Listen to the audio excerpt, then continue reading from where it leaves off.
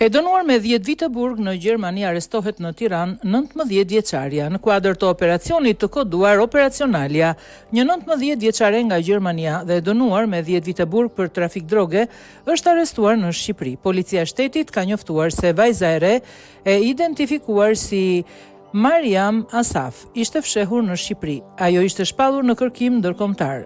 Kjo shtetase kërkohej ndërkombëtarisht pasi në muajin qershor 2025, gjykata e Hanoverit e ka dënuar me 10 vite burgim për veprimtari kriminale në fushën narkotike, thot policia. Ndërkohë, arrestimi provizor i saj u bë me qëllim ekstradimin drejt Gjermanisë. Njoftimi Drejtoria e Forcës së Posaçme Operacionale finalizohet nga Drejtoria e Forcës së Posaçme Operacionale në Departamentin e Policisë Kriminale, faza e 85 e operacionit policor të koduar Operacionalia për lokalizimin dhe kapjen e personave të shpallur në kërkim ndërkombëtar, e dënuar me 10 vjet burgim në Gjermani për krime në fushën e narkotikëve, kapet në Tiranë 19 vjeçaria.